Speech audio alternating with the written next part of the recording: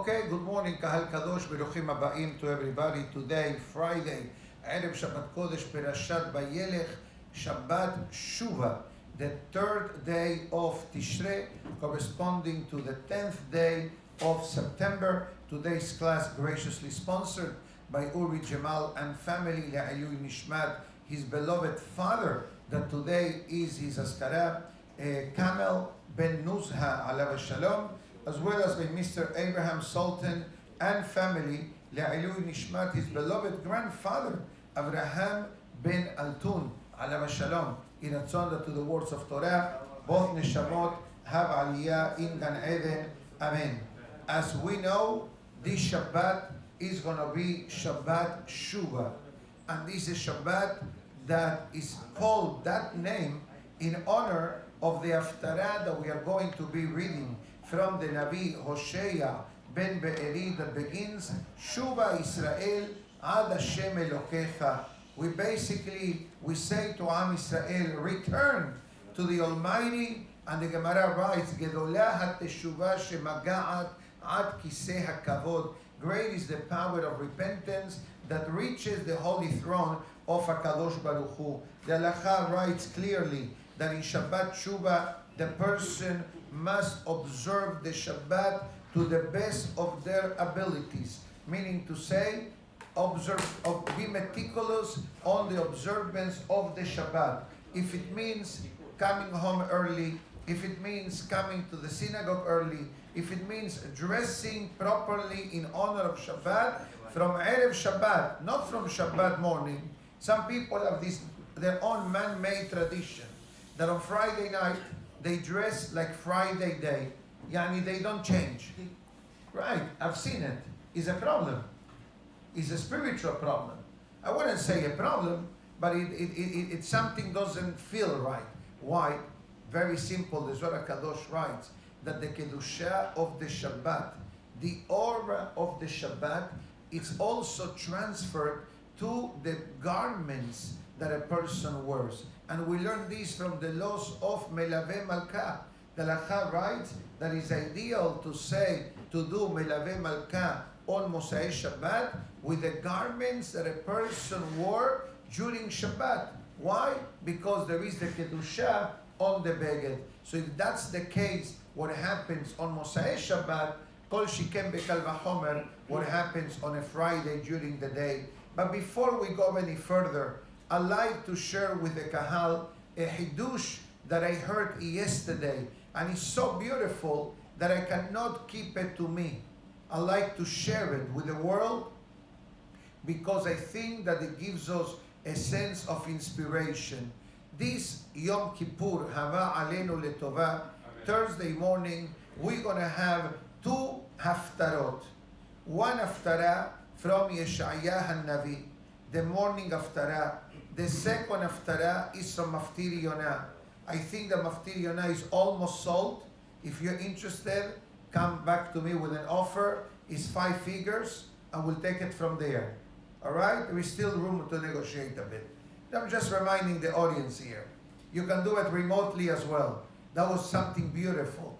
I received in Rosh Hashanah 2 unexpected aliyot purchased remotely.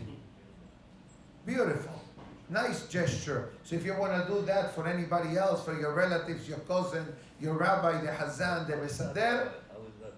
How does that work? That's what you call them. You call me. No, Remote means that you prepay it, you buy it in advance, and you tell the mesader, I like to honor the rabbi with maftir.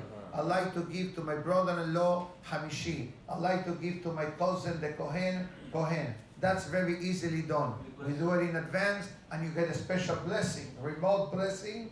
We bless everyone who was generous and purchased for me 2 aliyot. So I say it now.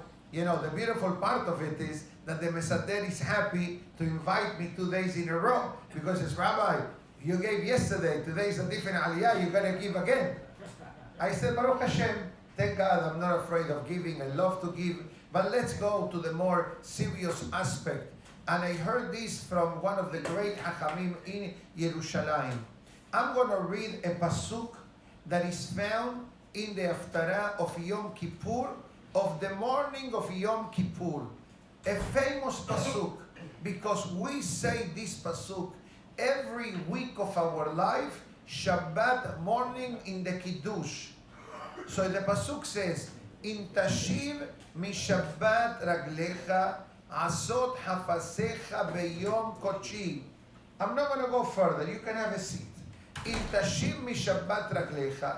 Let's go to the English translation of this verse that comes from Kippur Haftarah, the book of Yeshaya. And the pasuk says, if you restrain your feet because it is the Shabbat, refrain from accomplishing your own needs on my holy day. So the first peshat of this pasuk means that a person on Shabbat must act completely different. The Gemara says, "Shelo tehe hiluchacha shel hol kiluchacha shel Shabbat, shelo yehe malbushecha shel hol kemalbushecha b'Shabbat." The Gemara says two halachot in this verse. Number one, the way you walk on Shabbat is different than we walk during the weekday, and the way we dress on Shabbat is different than the way we dress during the weekday. This is the peshat of the Gemara on this pasuk. Beautiful. And God says, change your habits in order to celebrate the Shabbat. Peshat. Comes the great Magid and it says, in tashiv mi Shabbat raglecha, if on Shabbat Shuba you will act better than any other Shabbatot of the year, raglecha or raglecha not only means feet, it means your tradition, your hergel. So it says, in tashiv mi Shabbat raglecha, if now you say, you know what, in honor of Shabbat Shuba, I'm going to come to the synagogue on time. No, when the Hazara of Minha starts. I'm going to be here from Shira Shirim. Or I'm going to be here from Korbanot. And I'm going to make sure to wake up early to be ready on time. And I'm going to come to the Derasha of Shabbat Shuba, which you're all invited. 5:15 tomorrow, an hour and a half Derasha. No recording for Shabbat, meaning to say that everything goes. So be ready. We're going to do something beautiful that we have done it in the past with great success. We are going to have 3 speakers tomorrow. Rabbi Azenkot, Rabbi Bonan, and I want to speak. Each one half an hour, 40 minutes based on the allowance to be able to fulfill this great takanat hachamim. Shabbat Shuba and Shabbat HaGadol are 2 Shabbatot of the year that the rabbis need to speak longer than usual. And there is a benefit. The longer the speech of the rabbi is, the more kaparat avonot is for the kahal. It's not an invention. It says this in the Kaf HaChaim HaKadosh. שבשעה שהחכם דורש, הקדוש ברוך הוא מוחל עוונותיהם של הקהל. Black and white, written. It says the moment that the rabbi speaks is kaparat avonot for the audience. Why? Because you could have been home taking a longer nap, or you could have stayed outside drinking a coffee and talking to your friends. But what did you do? You came inside, you sat, and you listened. So don't complain if the rabbi goes into overtime. There are benefits and dividends when the rabbi speaks. But obviously, the pasuk also says, Hacham einav berosho. The rabbi needs to be a wise man, and that's why the pasuk in Boaz says, Bayomer lakotzerim yevarechecha Hashem. Another pasuk says, he says, those who shorten the speech, may God bless you. May God bless you. Why? Because obviously Shabbat Shuba and Shabbat HaGadol are 2 earmarked worldwide Shabbatot that is supposed to speak longer than usual because the day requests that extra speech. But on a regular basis, the rabbis, sometimes people complain about the rabbi's speech, but people don't understand that sometimes the rabbi is not speaking to you and to you only. He's speaking to the other 150 people that perhaps can utilize that word of chizuk, can utilize that extra dosage of Torah. So don't complain when the rabbi speaks is given. I'm telling you from professional experience. And I learned to be more conscientious of the time. Because you know me already. I can talk. I can talk. I know. And thank God that I have a milah to go in a few minutes. So I don't want to keep Eliyahu Navi waiting for me. Okay? I saw him yesterday. I'm going to see him today again. I'm going to try to be more forceful at this time. I'm going to tell him what happened yesterday. Where did you go? I was looking for you. So I'm going to try to have a conversation with him now to tell him that we need really Mashiach to come. But let's go back. So it says the great Magid of Yerushalayim, in Tashiv mishabbat raglecha. If in Shabbat Shuba you make a switch, a shinui, on your regular habitual way of not doing everything good, but try to do something special in honor of Shabbat Shuba, what is the benefit? Asot hafasecha beyom kochi. God says, I will fulfill your will in the day of Yom Kippur. Oh, Beyom Kochi. Beyom Kochi means the day of Yom Kippur. So you want Hashem to answer all of our prayers? Now we're going to come into Shabbat Shuba with a different mindset. Do whatever you don't do. If you never buy flowers, this Shabbat buy flowers. If you never prepare the candles, prepare the candles for your wife. If you never go to the mikveh or take a haircut, if you need to do it, go ahead and do it. If you dress casually for a regular Shabbat, dress in honor of Shabbat Shuba. If you don't go to shul because you're tired, make the effort to go. If in your table you don't say the Bar Torah, this is the Shabbat to do it. If in your table you don't sing songs, this is the Shabbat to do it. I can give you a whole list, but I'm talking to the holy audience in person. And if you're logging in through itorah.com, so probably you are somehow connected. So I'm sure you're doing everything. But just in case it could be one person who doesn't do all of the above, definitely this is the Shabbat to do it. And hopefully, this will become your raglecha. This is going to become your habit. Why? Because whatever happens in these 7 holy days of Aseret Yemei Teshuvah, as Rabbeinu Ari says, can create a great revolution in a good way in the spiritual well-being of the person. And then you may ask the following question, but what's the big deal if this week I go buy flowers, or if this week I set up the candles for my wife in honor of Shabbat? So I'm going to tell you a secret. You're supposed to set up the candles for your wife every week of your life.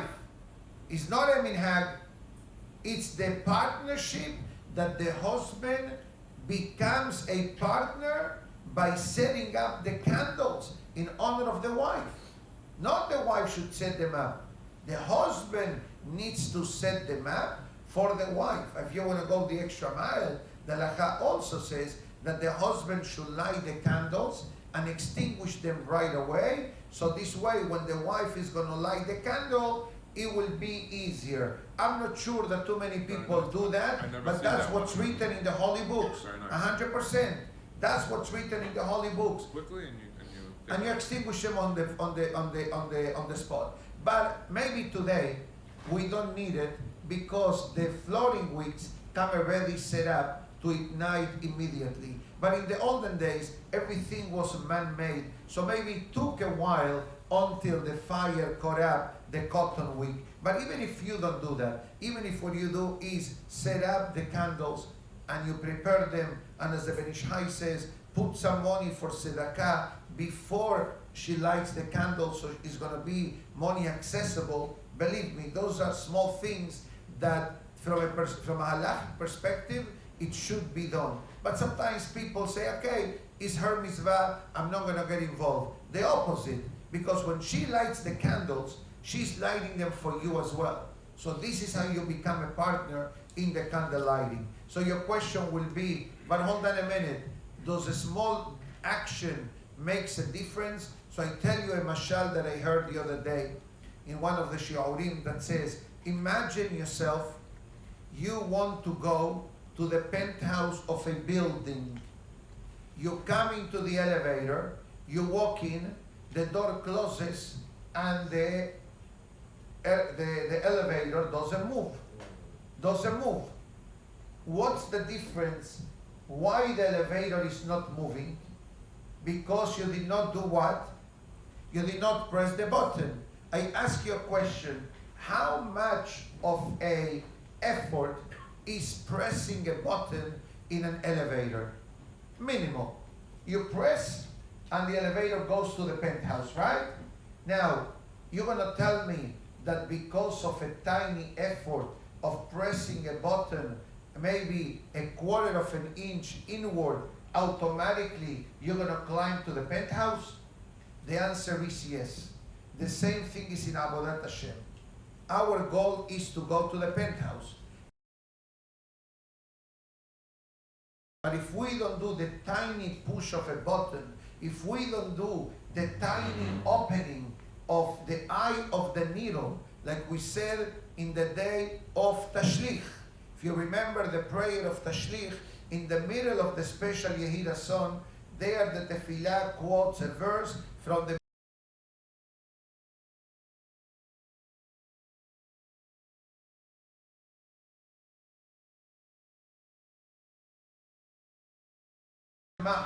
right? Open for me like the eye of the needle. What God says, make some minuscule room for me and I'll take care of the rest. And this is the gift and the power that we have in Aseret Yemet Shuba, but specifically in Shabbat Shuba, which the Halacha writes, the person should be careful in all the halachic details that are relevant to the concept of Shabbat, especially the concept of asking a goy to do something on your behalf. And therefore, the Halacha writes as follows, that the day of Shabbat Shuba, it's the concept of receiving additional Kedusha that connects between Shabbat Shuba and Yom Kippur. So the Rabbeinu Hari explains something that the Halacha says as follows. The Pasuk writes in the Navi, Bekarata la Shabbat oneg. Call the day of Shabbat a day of enjoyment.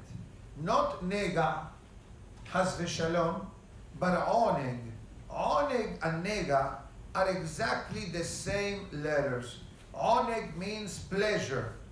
Nega means punishment, an illness. Okay, something that affects the person through Sara. Nega, Sara, the Pasuk says. Affliction, right. So it says, don't call the day of the Shabbat a day of affliction. What does it mean, a day of affliction? Sometimes people feel the day of Shabbat is restrictive. I cannot do anything at all. So the Pasuk says the opposite. It says, call the day of Shabbat a day of joy, and it says, Rabbeinu Ha'ari, that one of the tikkunim that a person can do in this Shabbat Shuba to repair all the previous Shabbatot of the past year is Simcha. It says, celebrate the Shabbat with joy. And already we mentioned this in the past in Perashah Bereshit. We're going to come back to Perashah Bereshit in a few weeks from now. But let's recall what the Zohar HaKadosh says in Perashah Bereshit and in other places. And it says that a person should not escape from the Shabbat. Escape. Don't escape the Shabbat. What does it mean, escaping the Shabbat? Yani looking at the clock. Oh, when Shabbat is going to be finished? Oh, 7:09, 8:09, 8:09, oh, 8:08, 8:08 and 40 seconds, 8:08 and 50 seconds. What are you playing? Overtime in basketball? In the 9th inning? In the how do you call the Super Bowl? All right? Well, don't escape from the Shabbat. It says, actually there is a halacha that encourages Tosefet Shabbat. There is such a concept, that a person be the one that welcomes the Shabbat a few minutes early, and the person should delay the Shabbat. But let's think the Kav Zechut, that those that are running after Shabbat, maybe have to go to a Daf Yomi class, maybe they want to do Melaveh Malka immediately after Havdalah, Shalom Bayit. Shalom Bayit, a lot of protocols can be put. But let's not blame on all of our actions on Shalom Bayit, because sometimes that is a misused term, okay? But let me tell you very quickly from the Da'at Moshe, and it says as follows: Shabbat Shuba is always connected to Yom Kippur, because you understand, Kippur is called Shabbat Shabbaton. So Shabbat Teshuvah. So that's the name of this Shabbat. The reason why we call it Shabbat Shuba is because of the Aftara. The Aftara, Shuba Israel, Ad Hashem Elokecha from Moshe ben Be'eri. So it says that this Shabbat becomes the springboard to Yom HaKippurim. So it says that Shabbat Shuba and Yom Kippur are the same version. One is the Shabbat with food, and the other one is the Shabbat Shabbaton without food. And it says, the Da'at Moshe, כי בשבת שובה מסוגל להכניע את היסר. It says because Shabbat Shuba carries such a level of Kedusha more than any other day of Aseret Yemet Teshuvah. Every day is important. Friday deals with Friday, Sunday deals with Sunday, Monday with Monday, but Shabbat by itself is the Shabbat that we are more connected to Ruhaniyut than to Gashmiyut. On Shabbat, we are detached from the world of technology, we are detached from the world of finances, we are detached from the world of anything that has to do with the physical aspect of life. And what do? We enjoy the Shabbat. So the Zera Zahav brings a very interesting concept, and it says, I ask you a question. Is only Shabbat Shuba suitable to do Teshuvah? No. Every Shabbat, Every day? every Shabbat has the power of Teshuvah. And I said this maybe last week when we were quoting the famous, which I have it in front of me, the famous prayer written by the great Ben Ish Hai, that when a person says the Leshem Yehud before the Kiddush, he says, Hareni mekabel alai mizvat aseh shel teshuvah. I take upon myself the positive commandment of returning, כמו שכתוב, בשבתה עד השם אלוקיך, בשמעת בקולו. Return to the Almighty. And let's think for a minute. And I said this, but I'm going to say it again, because today I can say it again without a problem. Shabbat and Teshev or Teshuvah are the same letters. Shin, Bet, Tav, Tav, Bet, Shin. Teshev, Shabbat. So any Shabbat is suitable for Teshuvah. So if that's the case, why do we make such an emphasis on Shabbat Shuvah? So the Zera Zahav quotes the great Menachem Mendel of Kotsk. You heard of him? The Rebbe of Kotsk, one of the founders of the Gur dynasty. He was very sharp. And he always had powerful statements in many areas of life. And it says, there are two things that can expedite Mashiach's survival. And listen to what he says. There are two levels of Mashiach. Mashiach collective, for all of Am Yisrael and humanity, and your own Mashiach survival. Okay, like you have a custom-made suit. Now we're going to bring you your custom-made Mashiach. And the question is, how do you create your custom-made Mashiach? So it says very simple, שיכולים לבשע בכל טוב, that a person can find the solution and all good in life, and it says, behu yishub hada'at hu menuha. It says when the person has tranquility and peace of mind. If you live a tranquil life and you have a peace of mind, of matters of your life, you are in Mashiach mode because everything is smooth. And it goes even further and it says, and now when it comes Shabbat Shuba, when we say Shabbat, what do we say? Ba'a Shabbat, Ba'a Menuha. The day of Shabbat arrives, now we have Menuha. And when, right, Menuhat Nefesh. And then what is the Yeshuva Da'at? Shabbat Shuba. Knowing that HaKadosh Baruch Hu gives us these holy 7 days of Aseret Yemet Teshuvah, besides Rosh Hashanah and Yom Kippur, in order to make up for the mistakes of the past. Bezo Shabbat Shuba, כי על ידי שבת זה נוכל לבוא ליישוב הדעת ומנוחה. It says this is the Shabbat that carries the key of peace of mind in the person's lives. Very, very powerful. The concept of Shabbat Shuba, and goes even further from the Abnei HaShoham, and it says the concept of the speech of the Shabbat Teshuvah Derasha. And it says that the Darshanim, they need to be, how do I say this, practical in the Derashot of Shabbat Shuba. What does it mean practical? It says concentrate on the message of the day, which is the power of Teshuvah, the power of Avodat Hashem, the concept of self-improvement, the way the next halakha writes, and we'll finish the class with this. I don't want to keep Eliyahu Navi waiting. We've been waiting for 2,000 years, so I don't want to take overtime. But I'll tell you one quick halakha, and with this we'll finish today's class, Erev Shabbat Perashat Vayelech.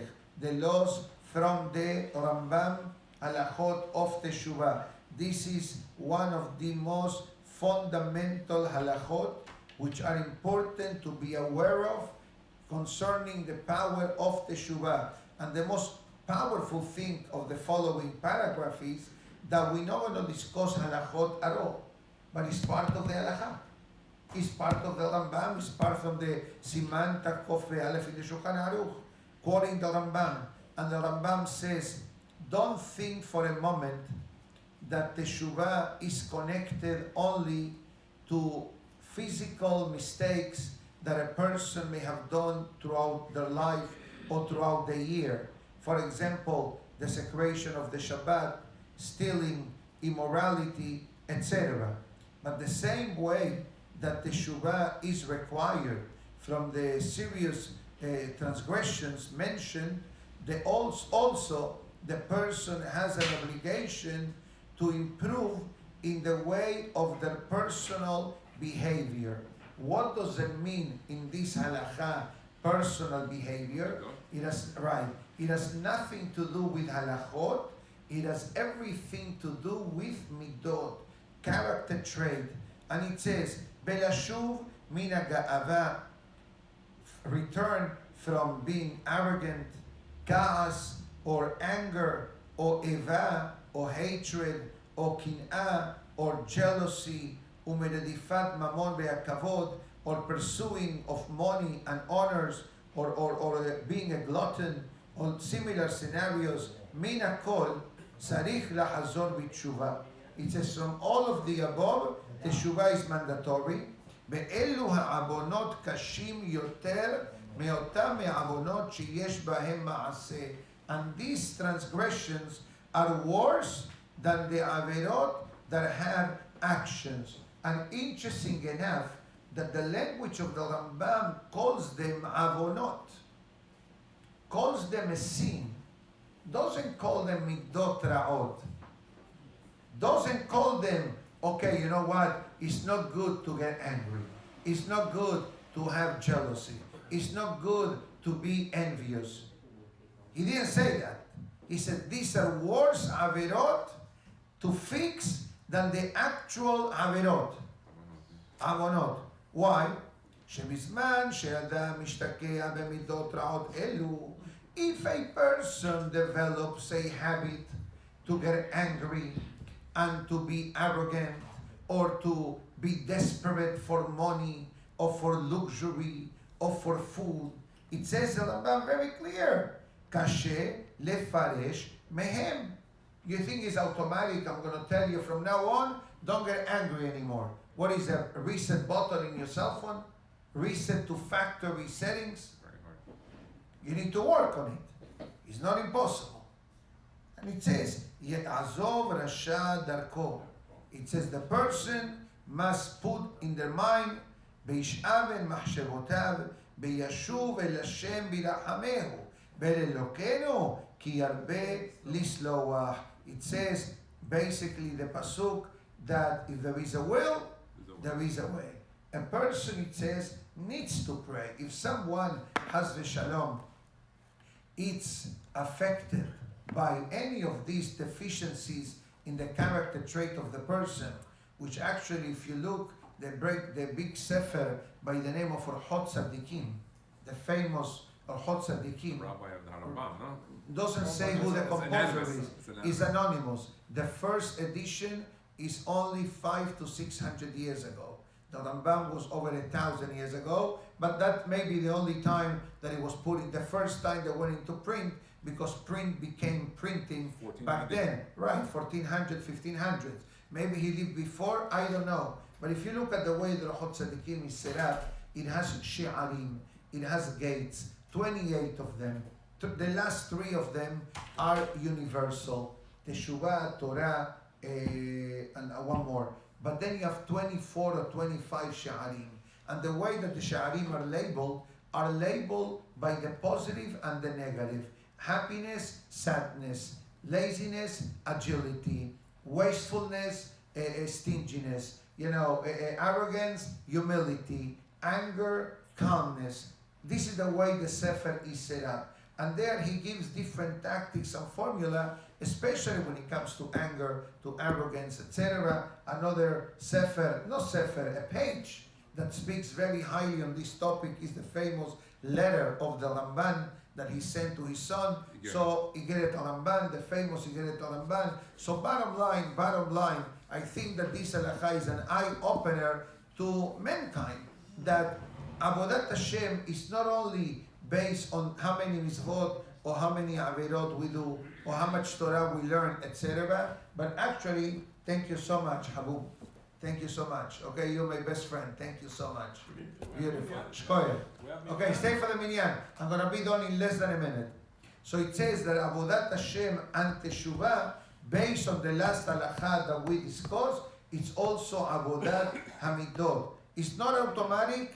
It's not immediate, but at least the person understands and puts this in their mind. Be'ezat Hashem, the person will be successful. Amen. Nizkor Shanim Rabot, Gemar Hatima Tova to everyone. Baruch Adonai.